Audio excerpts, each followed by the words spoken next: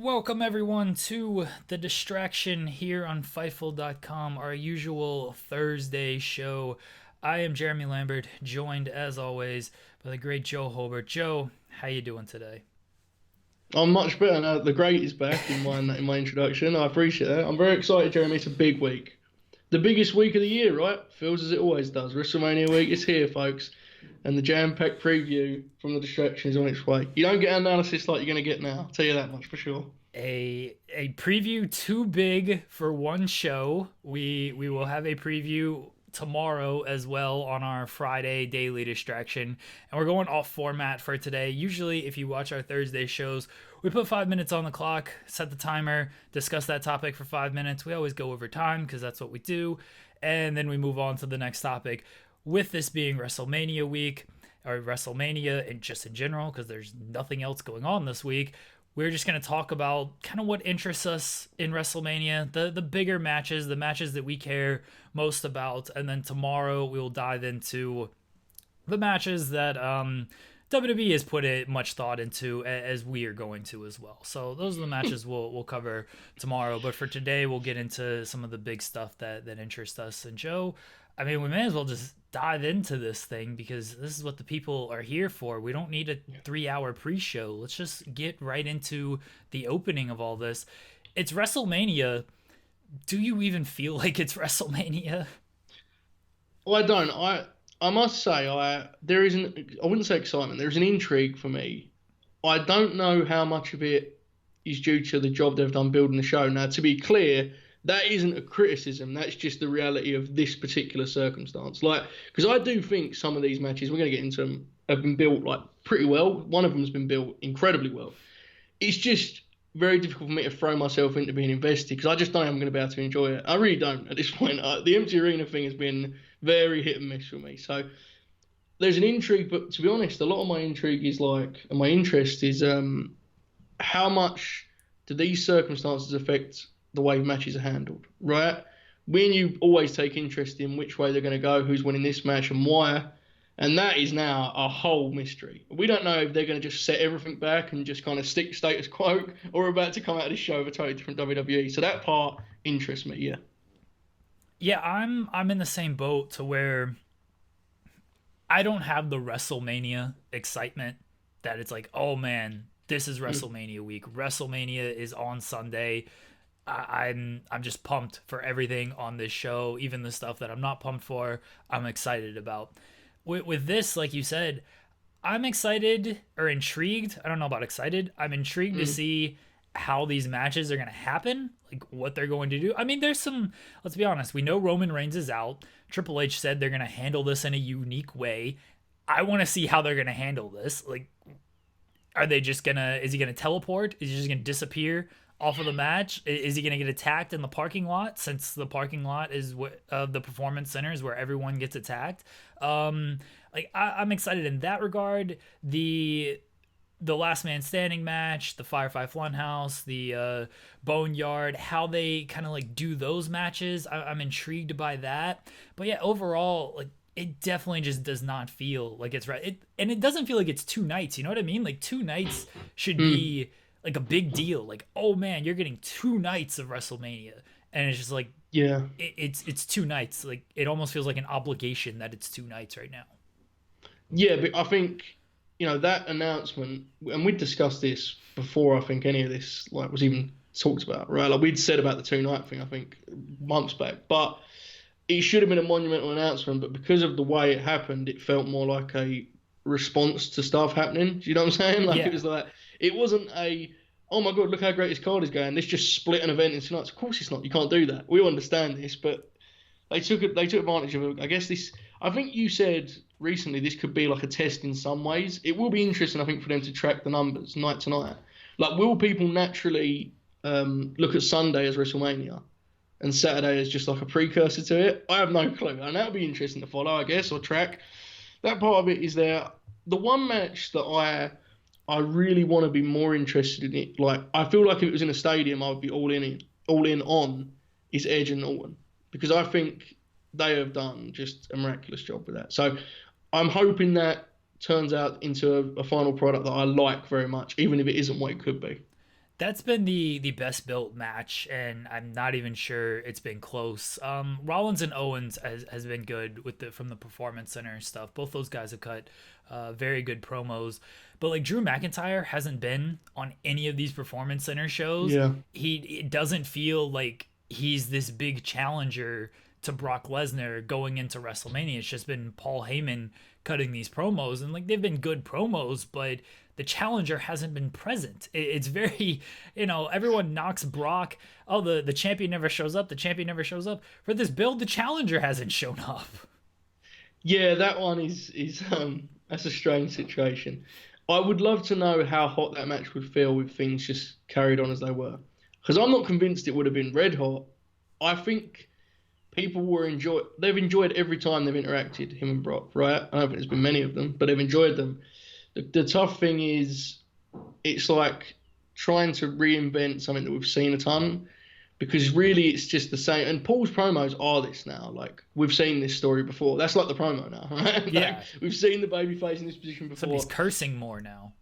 Yeah, but he doesn't like to pull back the curtain, Jeremy. He doesn't like to do that. Just outside of the whole 3 hours of Raw, he doesn't like to. But, yeah, that one's interesting. And that one's the most interesting as far as, does it impact the result? Like, I'm putting it in your hands, Drew McIntyre. Just imagine this wasn't taped 10 days ago. You're rolling into the Performance Center this weekend, and they say to you, Jeremy, what do you want to do here? Drew winning the title, or is he not? Which way do you go? I'm still putting the belt on Drew. I don't like when they overthink and overcomplicate this stuff. They did it years ago with Roman. I mean, really 2 straight years with Roman and Brock. They were just like, oh, Roman's not getting the reactions we want him to. Let's try to go in a different direction and let's keep it on Brock. But then they still end up putting the belt on Roman anyway, or whatever they do. If you're going to put the belt on Drew, and it seems like that was the direction they were going, just do it. It's not going to have the same feel, obviously. Do the rematch at SummerSlam if you need to, and then it still kind of works as a coronation. I don't know. I wouldn't delay this anymore, because then you just risk that, like, then Drew loses. You know what I mean? Like, Yeah. Then he loses, and so, like, what's the basis for a rematch after that? If you're looking at this from a real sports perspective, which we like to do, if he loses, why should he get this rematch? He's probably not going to beat many people in the time being. Yeah, I was pondering, like, are there now finishes on the table that would never normally be in a stadium WrestleMania? Meaning, would you be shocked if there's a DQ finish in a major match on this show? I wouldn't be anymore. I mean, No. if it happened at a stadium WrestleMania, I'd be stunned that they pulled that, because they don't normally do that on that stage. If it happened now, I wouldn't be shocked at all if Paul Heyman calls some sort of, like, no finish. Wouldn't shock me. We spoke about this a little bit off air, so I guess just pivot straight into it. Do you think, and again, this is not really the time to ask this question, because things are in absolute chaos, and also, as you say, we haven't seen Drew. So obviously it's a tough one to answer. Do you think Drew McIntyre, as a babyface, can be a champion they actually build the brand around? Or do you look at a guy like Owens, who's, I mean, in recent weeks, because he's been around, has built up even more momentum with this feud with Rollins that me and you weren't in on, right? He's done as much as he can with this. So, Seth, is Owens actually a better option? And is delaying Drew worth it to use Brock to get Owens over? That's kind of been an interesting topic I've seen kicked around on social media. I'm trying to... So here's what I'm thinking on this. Look, under normal circumstances, and again, these are not normal circumstances, you put the belt on Drew, you go on from there. Drew has gotten over organically. They've done everything they could to push him from the Royal Rumble win to what he did to Lesnar on Raw, and whatever could have happened in the time being, and whatever would have happened at WrestleMania. Obviously, as you said, not normal circumstances. So Owens, I don't mind the idea of them delaying Drew, but again, then I feel like you're just cutting off Drew, and I don't know if you're coming back to him at that point. Like, you've done all this work with this guy to where if you don't put him over now, all right, maybe you wait until SummerSlam, he actually gets the reaction in an arena, and it still works. But if you just go with Owens, which I don't mind at this point, I do think Owens is very good, but if you just go with him, like you just wasted this months of building up Drew, and you wasted this WrestleMania moment. And again, different circumstances, but it's still all a waste. No, I agree with you, and I think it would be very hard to go with Owens at a SummerSlam. So let's imagine SummerSlam is just a normal event. God forbid, just imagine for a second. And they went with Owens. The only natural route then with Drew is back heel, right? Yeah. And I don't think that's the fix to this. I don't think he needs a fix. That's what makes it interesting to me. This is actually a case where I think they have two pretty good options. Drew obviously visually is more of like the poster look, right? But I do think if I was, if you're looking at B tier heels and you need a babyface champ to carry those feuds, I think Owens is the personality that can do that. There is a part of me that thinks Drew as a long-term babyface champ will be tough because, frankly, they haven't got a lot of great heels right now. And by not a lot, I mean very, very few. It's Seth. Who else is a heel on Raw? Like, it's Seth Rollins. Yeah, you have, and the problem is AJ. I don't think he's going to be leaving. He's not going to be leaving WrestleMania ready for a title program, right? I think you're going to have to do some stuff. Like literally dead. Exactly. Might be buried. So that part interests me because I think there are guys that are on the. I don't even think they're on the bubble. They're below it, to be honest. Like a guy like Andrade, for example. Andrade and Drew, I've seen them have very good matches. I'm fully aware it can happen, but on a main roster pay-per-view under normal circumstances, how does that go? I have no clue. Owens, I think I have more faith in as a babyface. But then again, hey, let's be fair, we all like Kevin, but Owens has been a top guy and a champ. Drew has been waiting for this opportunity, and he hasn't missed yet. Perhaps they should just commit to Drew, and WrestleMania is the starting point of that. I think I lean that way. But it is an interesting topic because, in fairness to Raw, I think they have two top babyfaces there that are actually quite compelling. Here's the argument for Owens. And I was listening to the John Cena interview with Corey Graves, where Corey Graves confirmed that the business has changed. So I just want to put that out there that Corey Graves said the business has changed.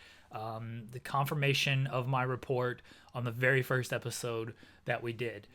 John Cena was essentially saying, and look, this is nothing new information, but what he said is they get a guy over, and then once he's over, the fans go elsewhere. We've seen it with Roman. We've seen it with Rollins. Becky, to a lesser extent, she still has some good heat or good pops, but still, Rollins and Roman are the two biggest ones. And I think that would be the fear with Drew, is that, all right, the fans are clamoring for him. They've turned for him. He had this babyface turn that never really happened, but sort of happened. And now they want it.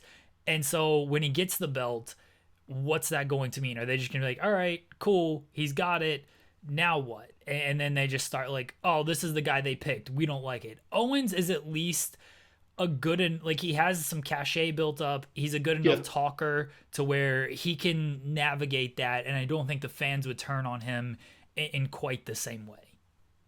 It's that element is fascinating to me because I still, maybe it's naivety, man, but I still think it can work.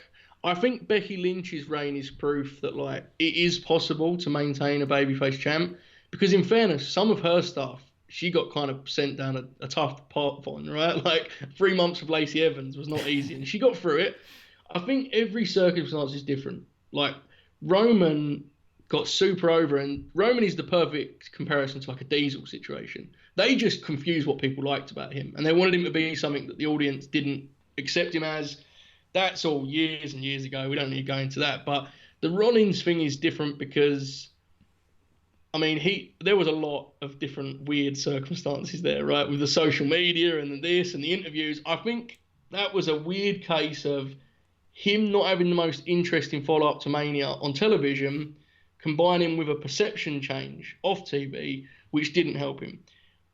Then someone would say, Kofi. Did fans stick with Kofi? Really, they didn't, right? There was a switch there, but I would say to that, he did 2 months with Dolph. So everything's different, but the problem is, it goes back to what we said, like, how would this be any different? Because Drew hasn't got a great group of heels waiting to work with him.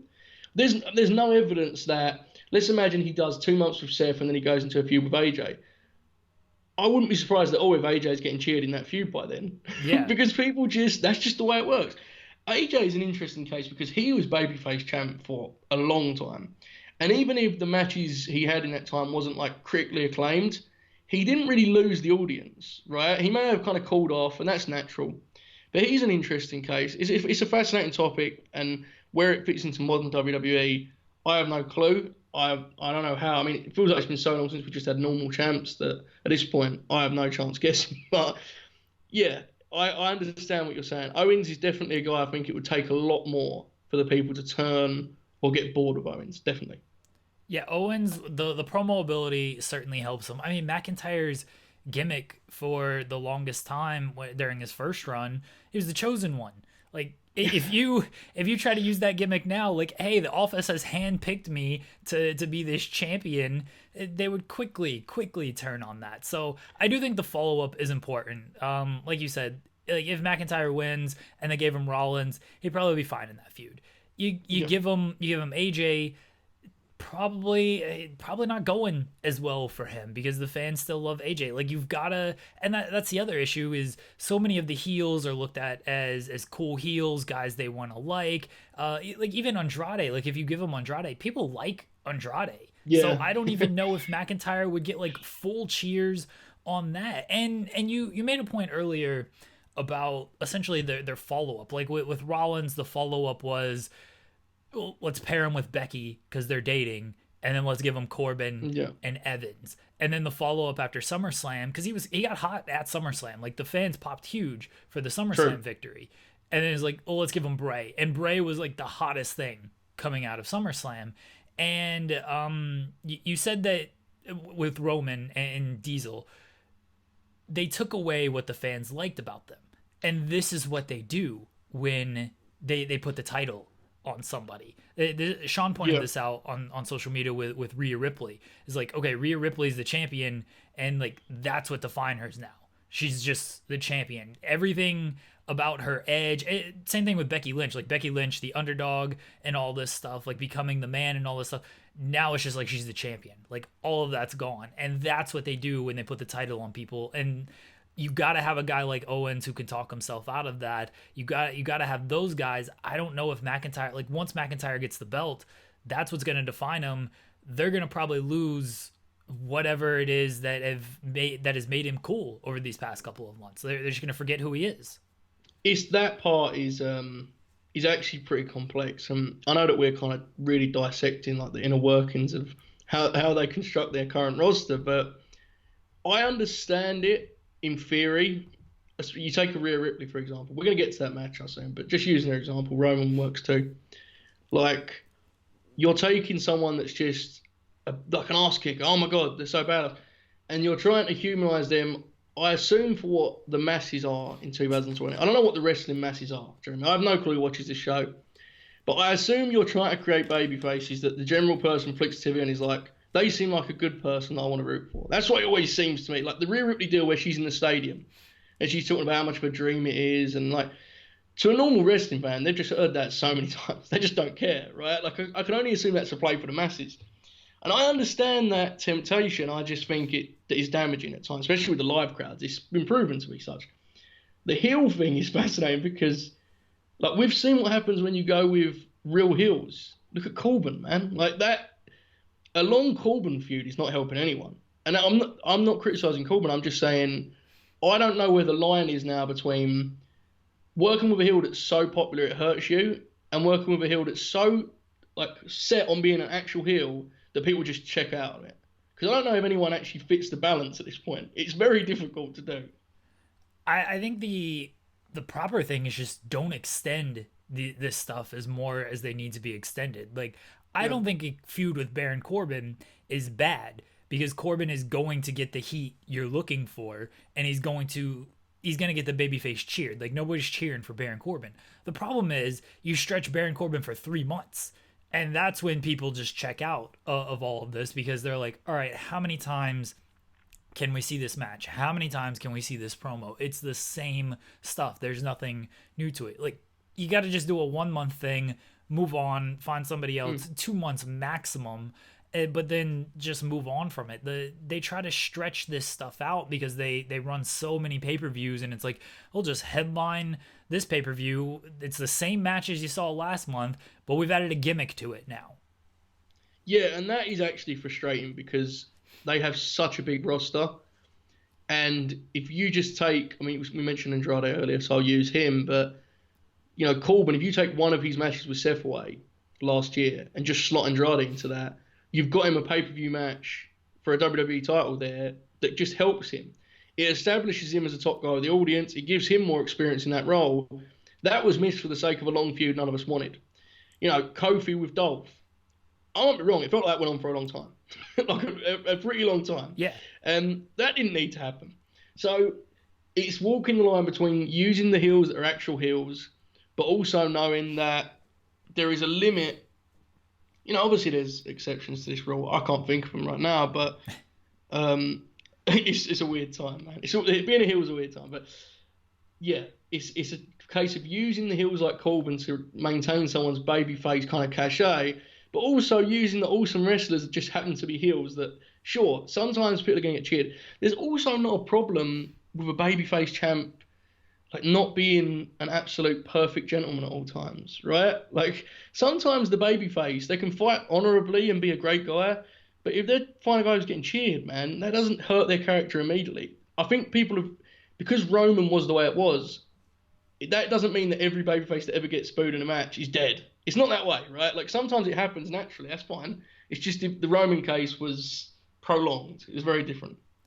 This goes back to something Cena said as well about working the crowd and working those reactions. And I don't know how much freedom these guys have out there, but Cena's talking about remember the beach ball stuff after Mania, the beach balls flying around. Cena's working this tag match, and Cena just tells Cesaro, "Go out there, take the beach ball, let's do something with it."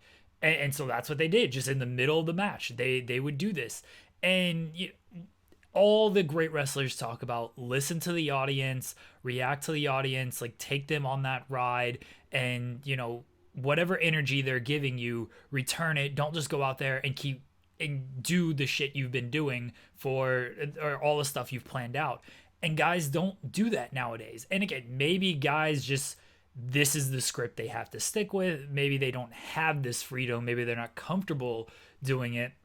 But if a babyface is getting booed, Roman actually did this really well after the Undertaker win, where he just stood in the ring for 3 hours, and he's like, "It's my yard now." Like, that was great. It wasn't really a heel. It wasn't really a babyface. He just reacted to the crowd. And that's what you want out of a lot of these guys. Just whatever the crowd is giving you, go with that. Yeah, and that's a perfect example, because that version of Roman that didn't care what the audience was doing, he stuck to what that character stands for, without pandering. He was fighting Braun, the crowd would cheer Braun. It didn't mean that Roman was the bad guy. He just did his thing, right? And he would react accordingly. But that guy could have easily been the champ for 6 months and wrestled a whole range of guys. Babyface matches, working heels. That actually is more effective now, I think, than really trying to force. And this is the thing, I love a traditional babyface heel split. Sometimes it just isn't feasible, right? Like, I would rather Roman have great matches in which the crowd are split than wasting 4 months of Roman on a Corbin feud just so the crowd is cheering for him. And again, this is not ragging on Corbin, it's the use of Corbin. So that's kind of, I mean, we've gone way off main here. We're just talking about how weird. And the thing with Cena is he's 100% right, but I must say, I think modern crowds are incredibly hard to predict. Like, and maybe this is just recency bias or whatever it is, but I sometimes am stunned at how little they're into things I expect them to like, and how much they love stuff that I just think is not for them at all. So I understand why it's difficult. Like, there's been matches I've been excited for, and they go out there and it's just dead. No one cares, and I'm left confused as they are. So I get it. It's a tough gig for sure, but we haven't got to worry about WrestleMania, right? There's no worries about dead crowds at Mania. So yeah. Definitely. Do you think they'll pipe in crowd noise for Mania? Oh no. No, if they do that, or the thing where they have like face cams, like people like me and you like reacting to the matches, I'm done. I'm out. No more. That would be the worst idea yet. But I think this started with us talking about Brock and Drew. So yeah, anyway, I'm doing a title change, Jeremy. You are too, right? That's what we're doing? I'm doing the title change. I don't think they should pipe in crowd noise. I definitely don't want fan reaction. I said if you want to put Drew McIntyre on there and they taped multiple finishes and he doesn't know if he's winning or losing at the end, so we get his genuine reaction, I'm fine with that. I don't need Joe368921 on Twitter's reaction during these matches. Like I don't need that. Well, you name and shamed the guy there. That was incredible. I can't. You know what's an interesting one compared to this, title change wise? Becky and Shayna. I have become totally convinced Becky's retaining the belt. Totally convinced. I'm so torn on that and Charlotte and Rhea. I think under normal circumstances, Shayna and Rhea would win because I just think, all right, it's time to do something else with Becky. Shayna is their kind of chosen person right now. Give her a run, whatever you want to do. And Rhea the same way. Give her this big win over Charlotte. Let her just, let her build this momentum. It looks good for NXT and everything. And now I'm just like, maybe they do just want Charlotte in NXT. Like they're not really doing anything else right now. They're just taping stuff. Charlotte's at least a semi draw, I guess, they can throw on NXT. And Becky, I don't know if Shayna just. I mean, it hasn't really clicked with Shayna, but Becky remains over, and she's been good in this program. So maybe just keep the title on her. I don't know which way those matches are going. Yeah, I want to go back to Charlotte and Rhea because that is incredibly interesting to me. But the Becky Shayna thing is complex because this now becomes a debate of how much do you think you're losing by killing Shayna? And I don't mean to say, look, one loss does not end a career. I understand that. But let's be honest about this. If Shayna loses this match, it's like, you're in dangerous territory already. Yeah, because it's a whole thing. I don't mean to minimize what she is, but her whole thing is that she beats everyone. She's a monster. She's a destroyer. She isn't someone, you talk about Owens, like he can talk you out of situations. Shayna's not a character that's there because there's a connection or there's something special about her, her personality. She has a presence of someone who is believably hard to beat, and if you book her accordingly, she can be what she was in NXT. Now, what that is depends who you ask, okay? And that's not what I'm getting into here. That's up for debate. That's fine. But is that more important to you than... My argument would probably be at this point, from what I've seen, Becky has been so great in this role as like the centerpiece, the building block that you just... Everything around her... Lacey Evans, man. I mean, look, that feud, we're never going to be rewatching it. It's never going to be a classic. But she got 3 very, very acceptable matches out of Lacey Evans in a feud that did not totally die. And that was a feat. That was a real feat. She's been great in this role.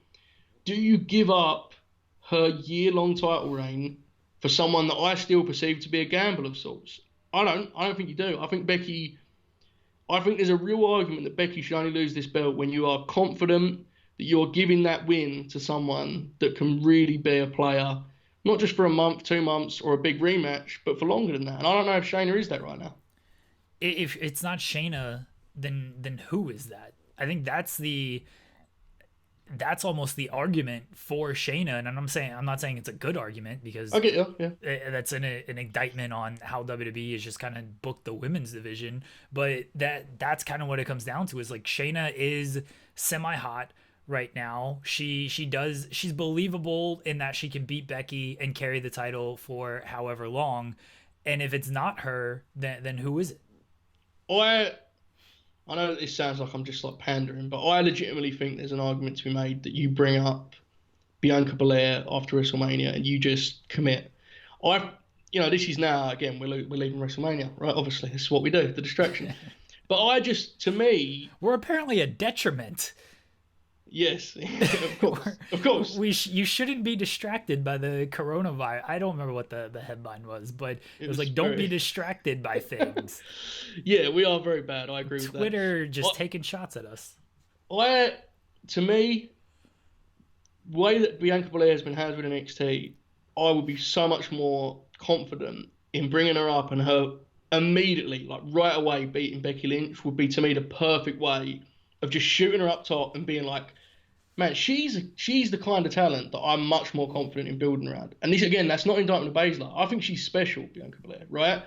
I'm not dying to see Shayna wrestle too many of these women on the main roster.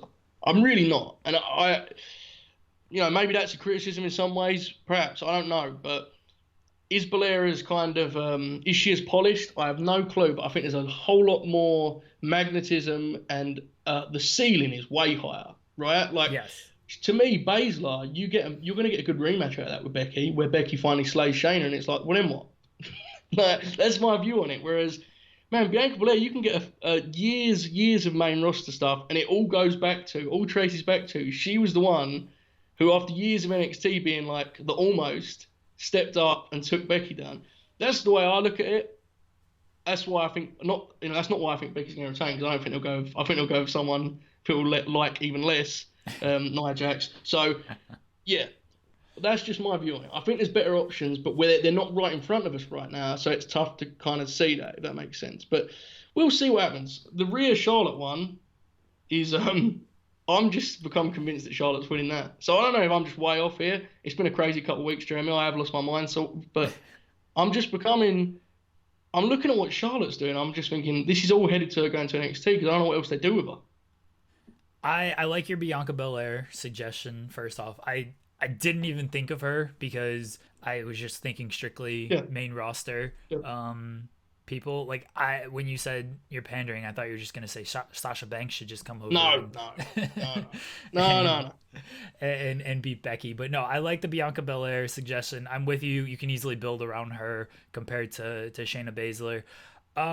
With Charlotte and Rhea, I don't know what they're doing with this match. It feels very weird in that I don't buy Rhea as any type of a threat. Like, I just feel like Charlotte is trucked her in these segments. She's trucked her on the mic, and I'm just like, Rhea's just the last thing I remember from her is in the empty stadium just talking about how this is a dream come true, and I'm like, all right, cool. And Charlotte, meanwhile, is like, I don't care about your dreams. Like, I'm here to just collect titles and beat the hell out of you. Like, yeah, that's kind of what I want to see. Like, that's what I want to see out of Rhea Ripley as well. Yeah, I was really thinking about this because I don't like to. Wrestling isn't prize fighting, okay? And as much as we enjoy the odd good promo, it is very silly, and we accept that part of it, Jeremy. We accept it and we embrace it. However, I cannot remember being sold on many big prize fights in which the lesser known part of it was just constantly seemed to be like in awe of the person she was facing. That is just not good. It's not good. The Rhea Ripley character, or in fact any character that you really have high hopes for that isn't a Bayley type underdog, she shouldn't have any respect or like adulation for Charlotte. She should not care one bit about Charlotte. Like, she's already been in the ring with her 5 months ago, before a match that she went on to win at Survivor Series. The Rhea Ripley character should perceive herself as the absolute like best woman in all of WWE. She beat Shayna, who's then killed the whole Raw division, and instead it's like, oh man, what a big moment this is for Rhea. Can she hang with Charlotte? That's way off to me. And what it makes me fear, I'm really coming around to the idea that this isn't Rhea's starting point of a career. This is like Charlotte's way of getting on WrestleMania. And that's a very ominous thought, because if that is the case, good Lord, we're in for some tough times. I mean, if Charlotte wasn't doing this, I'm not sure if she would. She'd be on WrestleMania somehow. Yeah. But this does just feel like we've got to give Charlotte a big match at WrestleMania. This is what we're going to give her, because we can't do Charlotte and Becky again. We can't do Charlotte and Bayley again. So we've got to do the NXT thing. But I'm with you that it doesn't feel like, this does not feel like Rhea Ripley's moment at all. No. Like, if she wins, cool, great. It's a good win for her. I mean, the fact that it's happening in front of nobody obviously lessens the visual of the victory and the seeming importance of the victory. But if she wins, I don't know what I'm gonna feel, but I feel like I'm just gonna be like, all right, she beat her, like, but she's not an underdog. Like, she's just, I don't know. This feud, like, Rhea Ripley's side of this feud has done nothing for me. Yeah, it's really interesting. I just feel she's been miscast. I think there are women that you could have done something like this with, because the truth is, and you know, me and you have discussed Charlotte enough. We're probably going to do it more right now because I'm going to have to go into a whole tyrant here. But like, she in that world, whether you believe it or not, whether you like or dislike it, she's framed as being basically the greatest of all time. Correct? That's the way she's represented. So there are definitely ways in which you can do a program in which a young babyface, an up-and-comer, is like in awe of her.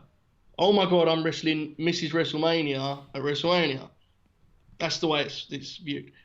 Rhea's not that character, man. She's really not. She's a badass. She beats everyone. She's not lost a match in like a very, very long time. And she's the champ in this match, by the way. Like, it's easy to forget. This is an NXT title match. She is the NXT champion.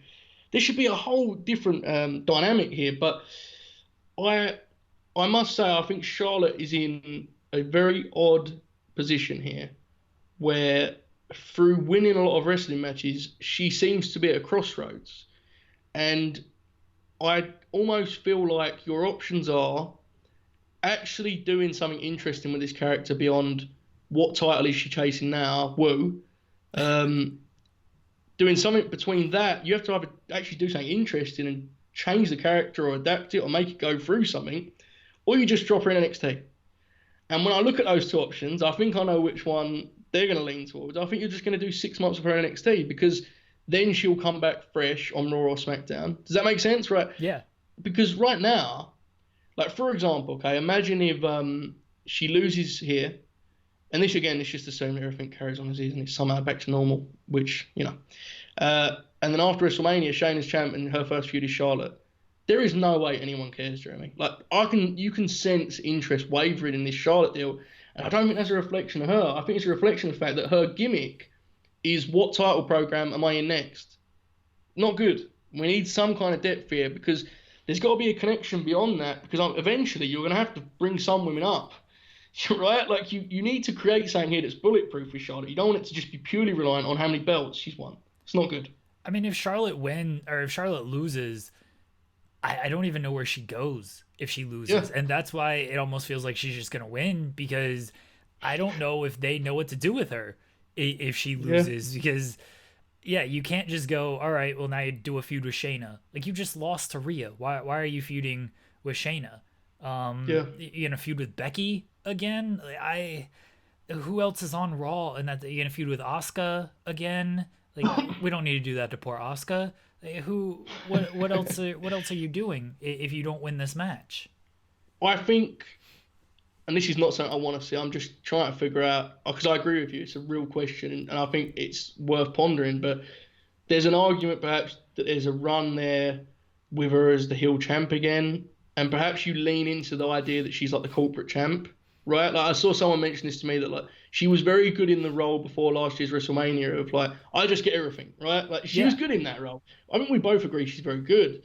So perhaps there's an idea there where the other three horsewomen are on one brand and she's kind of anchoring a set of new baby faces. But even that, like, I'm desperate to see that by any means, right?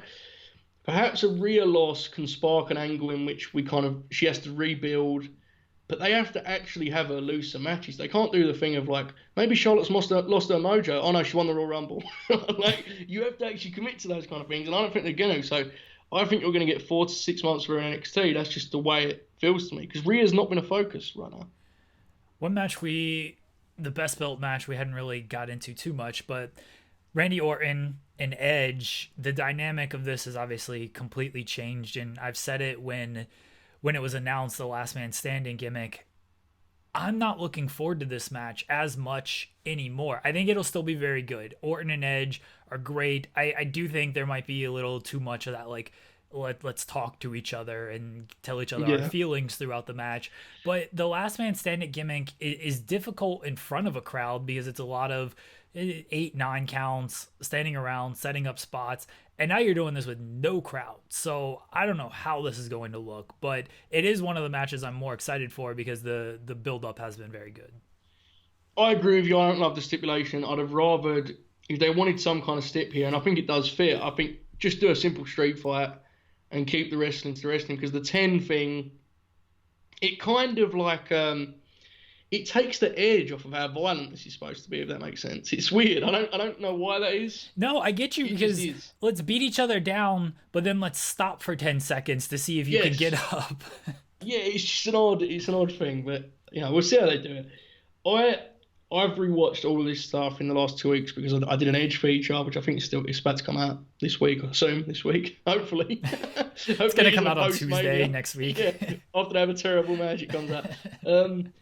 And my takeaway after watching it, and I love Randy Orton, but I just think this is all so promising for Edge's run that he's about to have. Now, look, this is all assuming that the Royal Rumble was a suggestion that he can still be, not what he was, but he can still go and have good matches. He is just so inspired from a storytelling point of view. And I know that you shouldn't credit the wrestlers every time and blame the writers every time, right? That's unfair. But it seems pretty obvious watching the show that this feud and this conflict has all been developed by the guys themselves because it's just way more detail. Like all this, in my mind, after Royal Rumble, I knew he was going to work Orton because it just seemed like the safe start to this whole thing. It's like, okay, Edge is going to come back and have a safe feud with Randy Orton, who he has history with, and then we move on to all of these weird matches we never thought we'd get. I mean, that was so misplaced because they've got way more out of this than that. This isn't just two guys that used to team up. There's like a whole contrast between them, and there's similarities between them, and Edge stands for one thing and Orton stands for another, and Orton resents him, and this is really great stuff. And again, I'm not even into the kind of over the top, character work and all that. Sometimes the layered stuff is actually nowhere near as complex as people pretend, right? It's very, very simple. This one is actually kind of hits for me because I believe almost everything they're saying. Obviously, within reason, but like when Edge was talking about how Orton's kind of average is better than most people, it's like every person watching around the world was like, yep, that's 100% true. Yeah. And Edge, if there's one thing where you love Edge, you're not into him, whatever it is, his energy is always like insane, right? He's so over the top, fired up. And that contrast with Orton, who's just always looks like he can't bother to be there, man, it's awesome. And I never even thought of it until they touched on it. This week, Edge cut a promo that I think is one of the best promos you've seen on Raw in that, element. I've seen in a long time. I think they've done a wonderful job, and it makes me very excited to see what Edge does, in future. This match is capped by the circumstances. It just is. It's not going to hit the same. That's natural. But hopefully they still turn out something good because I think they deserve to. I think the match will still be very good because these are two guys who it's clear they're left to their own creative freedoms. Yep. They're not getting handed scripts. They're whatever they want to do, they're pretty much able to do it. Edge has done a bunch of interviews this week. He actually had a line where he said, like, I get off on trying to come up with something creative for this match. I was like, hey, to each their own, if that's what gets you off, cool. But, the fact that this, like, gets him to use no blue chew, then I think that's pretty promising for the match because this is something this guy is clearly looking forward to, like, all right, how can we piece this together and make this something memorable and something special? And we know Edge is a creative guy. His whole career, he's shown that. So in Orton, when he wants to be, like Edge has said, like we've said, when he wants to be, Orton is fantastic. This is a match, a feud, something he can really sink his teeth into, something where he knows the guy he's working with very well. They've got the long history and everything. I think he'll be he'll carry his part of this match. And I think Edge will actually carry like multiple parts of this match. And so because of that, I do think this will be very good. It is hampered by the circumstances, but I actually more than most people, more than just about anybody else on the roster, I trust these guys to make the most out of it. When you talk about halftime heat, the empty arena, sounds like a terrible idea. But you have Rock and Foley. Those are two guys you trust, all right, they're gonna make the most out of this. If you tried that same gimmick with Undertaker and Kane, it's probably gonna suck. But Rock and Foley, it works. Edge and Orton, I think it'll work. If you tried this same thing, truthfully, if you tried to do a last man standing match in these circumstances with Rollins and Owens, as good as their promo work has been, I don't think it'd work as well. And that's no knock on their creativity. Owens is a very creative mind, and so is Rollins. I just don't think it's working as well. Yeah, and I also think part of that confidence comes in the fact that it's just so obvious how enthusiastic Edge is about this run. Yes. And this is the start of it, right? The Rumble's cool and it's an obvious pop and it's an easy moment. He's not going to win the match, but it's just always going to be the headline of that match. Edge return at the Royal Rumble. It's so obvious he's bubbling over the top of ideas of what to do here. So I agree with you. And what I will say is, man, I don't know. Edge is beloved with wrestling fans, it seems like, right? what I think is really clear is if you had any doubts as to just how much of a top guy Edge was beforehand, because you kind of didn't enjoy the era that he was like a focal figure of, if that makes sense, because I know that's not like a revered time in WWE history, a lot of that. I think the last month or so, whatever it's been, has just made that totally. There's no argument left now. Like, Edge is a genuine superstar headline act, man. The way that he has just slotted back in to this whole world, and the circumstances couldn't be less ideal. It's an absolute nightmare scenario. And is there a guy with more energy on Raw in these promos? No, there's not. Like, he's all in. He comes across like a huge star. And I'm just excited for what's going to happen in the next few years. But first, this weekend, like, what he can do in this very odd setting for a comeback match. I'm excited for it, definitely. It is the one match that I'm most excited for. I'm also excited for different reasons, more intrigue. Look, the Boneyard match, the Firefly Fun House match, I don't know what to expect from these, but because they are filmed in different locations, I do think they can do something cool with that. I hope they do something. Look, as I said earlier this week, I want over the top. I want Michael Bay explosions. I want Bray Wyatt taking the mallet, smashing John Cena's head, and it explodes into a million pieces. Like that. That's the kind of stuff that I want. Undertaker talked about, I'm bringing the Holy Trinity with me to this Boneyard match to combat Gallows and Anderson. Like, I want just Kane, like, rising up out of the grave out of nowhere and making a cameo in this match. Who else has ties?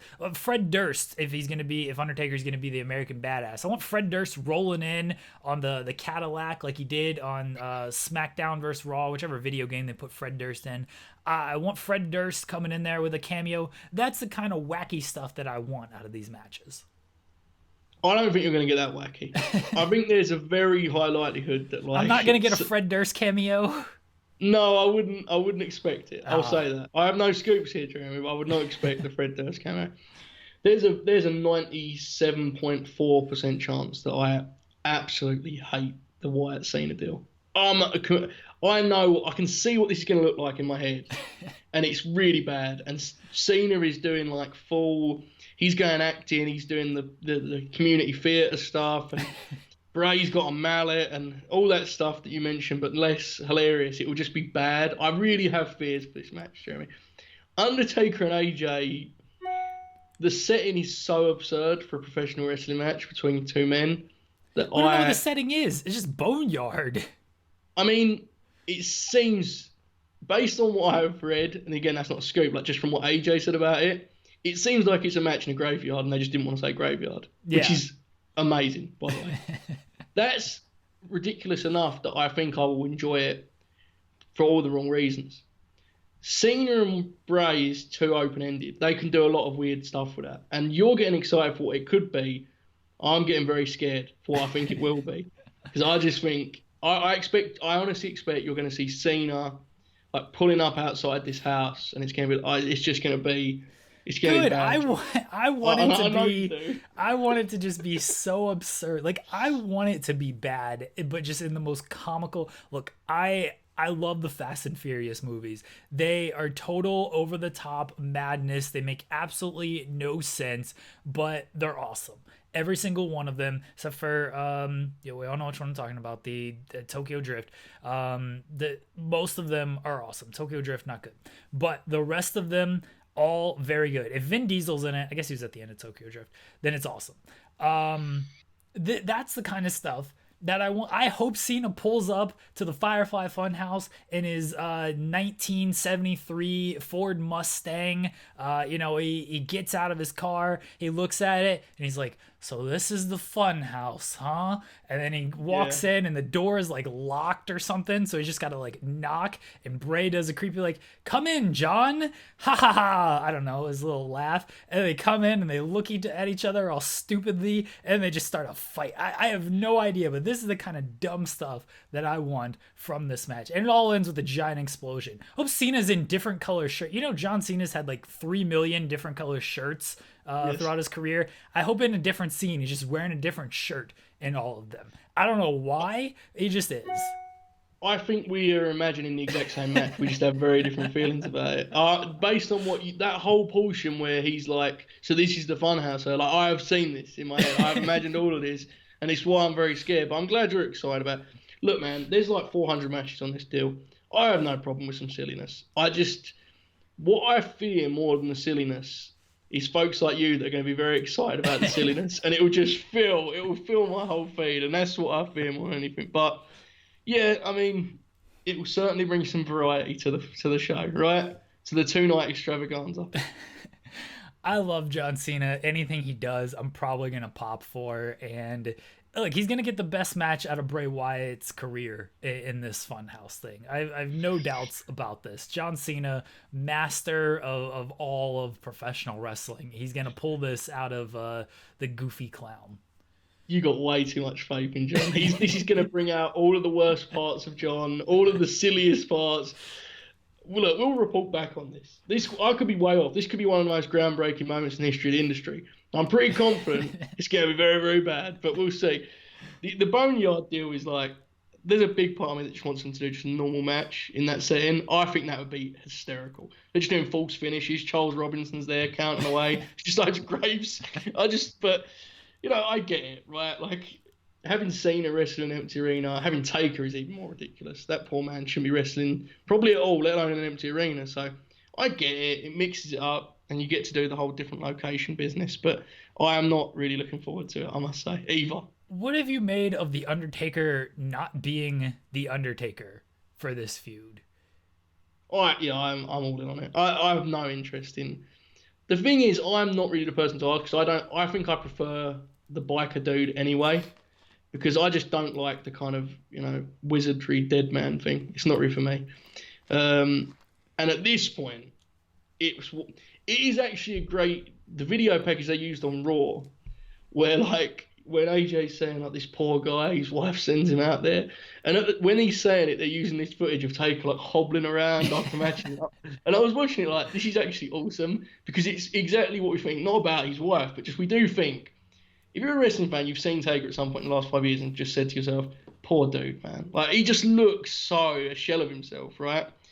So I'm with it. Sometimes they go a little bit, they veer a little, but the whole deal of the Taker promo from Raw this week, where like opens up with Alan Jones, and it's like, oh god, like, here we go. Dude, he's like, maybe you're mad because she uses the Faith Breaker, aka the Styles Clash, better than you.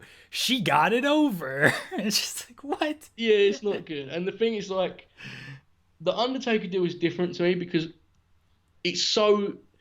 The Undertaker isn't a name that someone has in real life, right? Like, they're not going through airports with the name The Undertaker. We understand this. We've always understood this. So at this point in his life, we've seen him with Michelle on TV anyway, from like, remember the match he had at Mania where he went over to her afterwards? Yeah. It's all blurred enough that I understand it.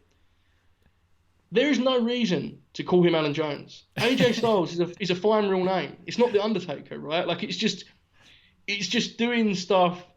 And like, who actually reacts to that, right? There's no way a casual fan's like, oh my god, do you know what he said? He mentioned the Faith Breaker, dude. No one even knows what that is outside of like me and you. Like, well, that's why you had to clarify, aka the Styles Clash. Yeah, and he was... The way he said she got it over was very... That felt written. That felt like a written line, right? The whole thing felt like this bad Braun Strowman promo that... he's going to be doing 10 years from now. And you're like, remember when Braun Strowman tipped over trucks and tore down stages? And now he's talking about, I don't know, is Tommy End, is that Aleister Black's real name? That was the name he used on the independent. Yeah, that was his independent name. I don't know. Yeah, I don't know his Hopefully real he has name. another real name to use. That'd be really get him over, right? So Braun Strowman is just talking about Aleister Black, and he's like, Tommy End, you're mad that... your relationship with Zelina Vega, he's calling all this, he's calling shoot names out here. Oh, that's what we're getting in 10 years, ladies and gentlemen. This is a spoiler. 10 years from now, Braun Strowman, Aleister Black feud. The other thing is, and I thought Taker's delivery was as good as it could be. That's a tough promo to do in that setting. It's just a weird one. It's an odd one, and I'm not, I thought he did fine with it, but if I was writing that promo, I probably would have avoided making AJ seem like just some absolute, like, just a no-hoper who lucked into a run. Like, you came in when everyone that was good left, man. It's like, wow. I mean, that's one way of approaching it. I mean, he did beat AJ in like, oh, sorry, Cena, like 5 months into his run. So, yeah, I don't like to do the whole, I hate the part-timers thing, because I don't actually care. But AJ is probably, of all the full-time guys, is he like the most decorated? He's one of them, right? That hasn't been there for 20 years. He's got to be. And in this promo, it came across like he was just some dude that wasn't good enough to hang in Taker's prime. That's not really for me. I mean, Orton kind of did the same thing last year when, you know, he's talking about he was hanging with Dixie Carter getting a tan while Randy Orton was winning championships and stuff. It's similar. Yeah. He didn't outright. The thing is AJ, unless I'm mistaken, I could be. So be ready to correct me because I could be wrong. But AJ was the babyface then. Yeah. So like you kind of knew AJ was going to beat him and prove that like this guy's just an arrogant dick. Like ignore him. Taker is definitely going to bury AJ Styles alive. So at that point, it's a different frame. But you are right. They loved that. I remember when he first came over, he was like a 38-year-old man, and JBL was like, redneck rookie. Look at him out there. So yeah, I get it. It's fine. I didn't mind it. Everything they did before WWE never actually happened. I mean, that's a thing. AJ just he just became a professional wrestler like 5 years ago, and that was that. Hey, I believe it. Some of the stuff I see on social media, like you try to talk about AJ's historical context, and people are like didn't love that Rusev match, and I'm sitting like, all of this stuff to me is a bonus when it comes to AJ, right? As soon as he won the WWE title, it was like, okay, now let's just look at how great he's been. And yes, I grant you, some of these matches are not as great as I'd like them to be, but dude's had a pretty great career. I think people forget how old he is. I mean, they wasn't allowed to this week because they actually had his like years, birthday, like gravestone, right? And I was like, oh wow, here he is, the young AJ Styles is there again. But yeah, the Taker, like him coming into the Boneyard scenario on a bike will be incredible, right? It's got to happen. Oh yeah, I need Fred Durst on the back. Michelle McCool can be there too, and she has to be there. I think Michelle McCool has to be there. I really do. You show up on the bike and go from there. I want him, like they have stereo systems on the bike, so he just rides in and You're Gonna Pay is playing out of the stereo system on the bike. Like that's what we need. I really thought you were going to say they have stereo systems in the Boneyard, and I was thinking, what is it? Maybe. I was thinking it was something we'd seen before or something. I was so confused. Maybe they have a stereo system in the Boneyard. They should, maybe, right? I don't know. We'll see. What matches have we actually covered here? Have we covered any matches? We covered a few, right? We've just talked about WrestleMania. It's fine. I had the same chair as Sasha Banks. Different colors, and hers is probably way more expensive, but the same, like, sitting chair as Sasha Banks. You have the same level of importance on WrestleMania, too. Thank you. So there you go, right? And you've defended the title the same amount of times as her. All of these similarities, Jeremy. Last one we're going to talk about, and then we're going to wrap up for the big matches. We'll get into everything else. I think this would be the last one. Is there anything that we've missed? I'll ask that at the end. Last one, Universal title match. Goldberg against, for right now, Roman Reigns. Apparently it's going to play out in a unique way, how Roman Reigns is off WrestleMania. What are your thoughts on this whole thing? I have very simple thoughts. Bill Goldberg wrestling in an empty arena is, honestly, for me, is about as good as it gets. And all I'm looking for and all I'm listening in for is if he's actually going to headbutt a door before he goes out to have an empty arena match.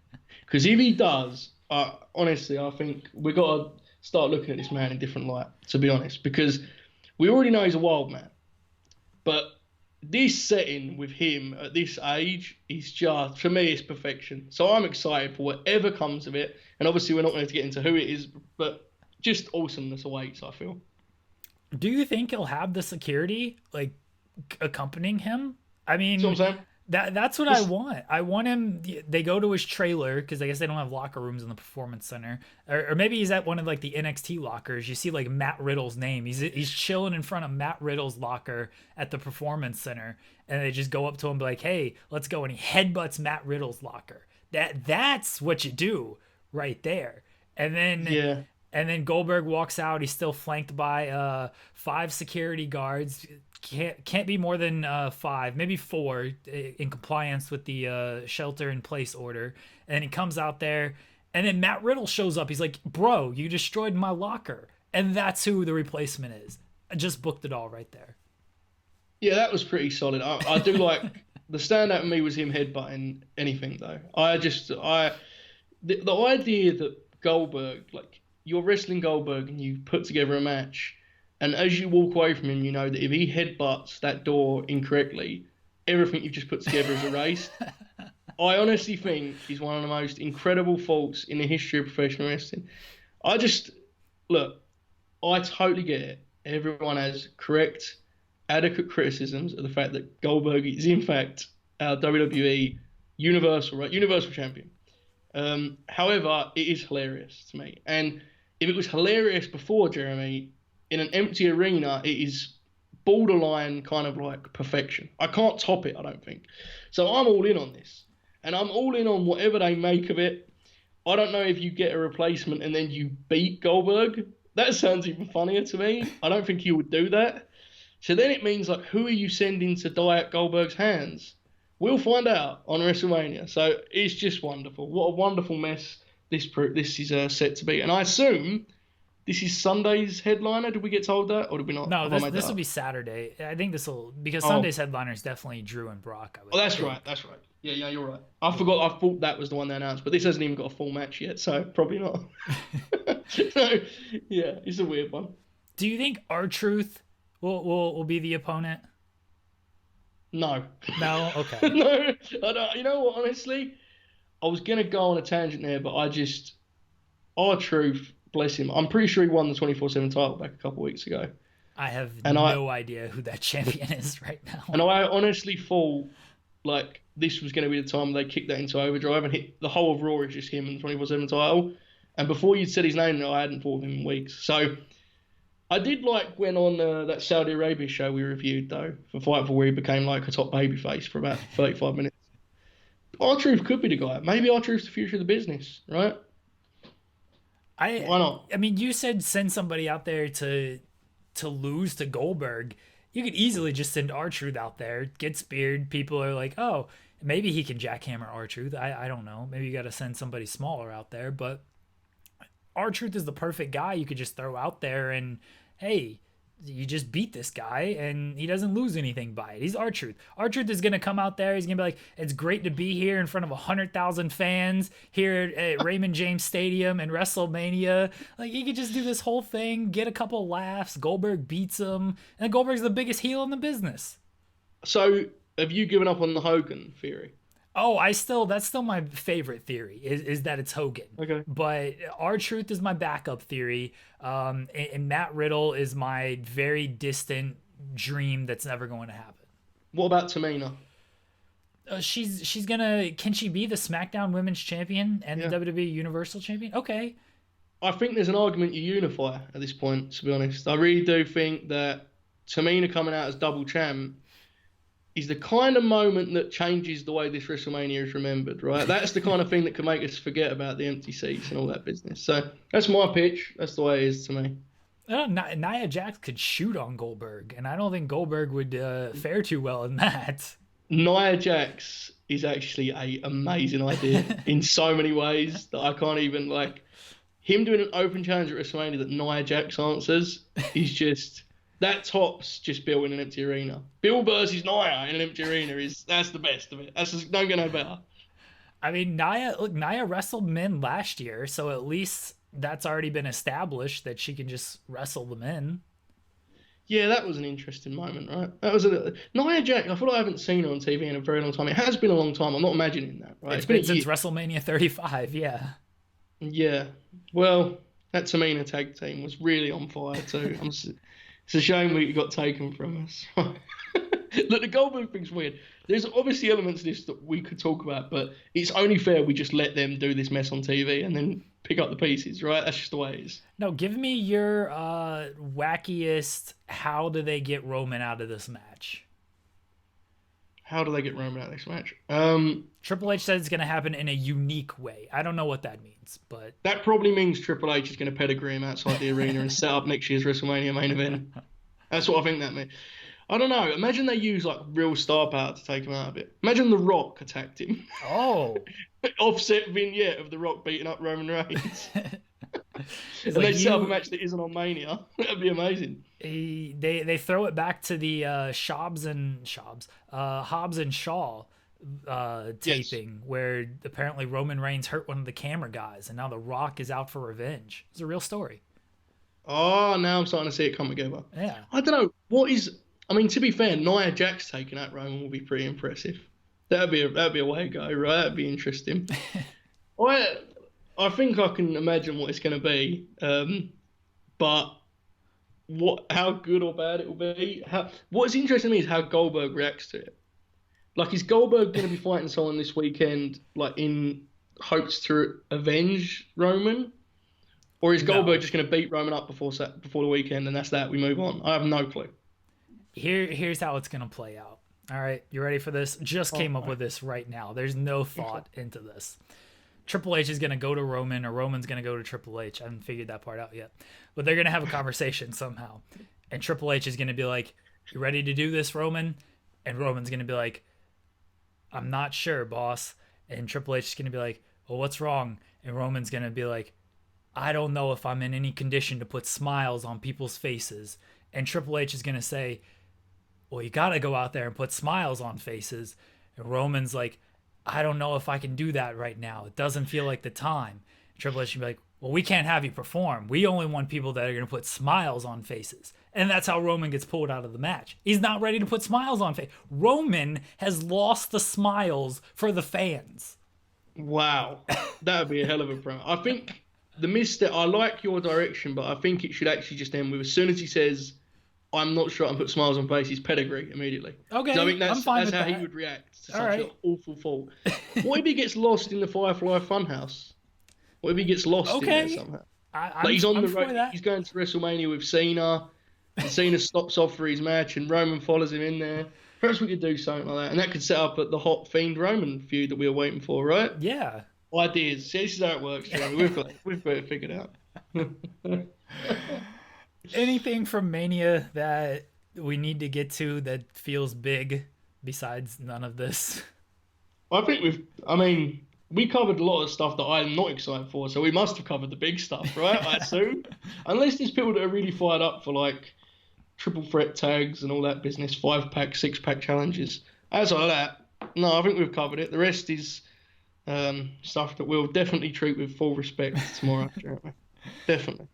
Tomorrow's show, we will run through the rest of the card, which is stuff that neither of us remember.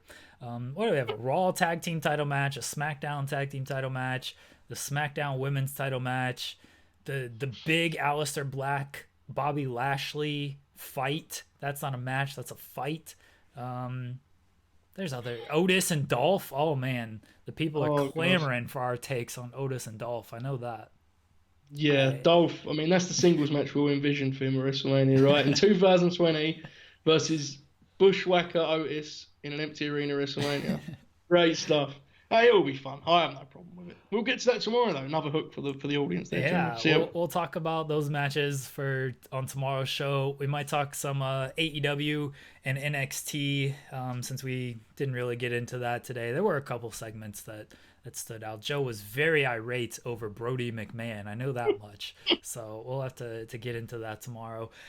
Follow us on Twitter, everyone, at JoelHulbert5 for Joe. We still have the WWE March Madness tournament going. That's another thing we'll talk about tomorrow. Final Four will be over. The finals will be set tomorrow. So we'll look back on the Final Four. We'll preview the finals. Daniel Bryan's going to win.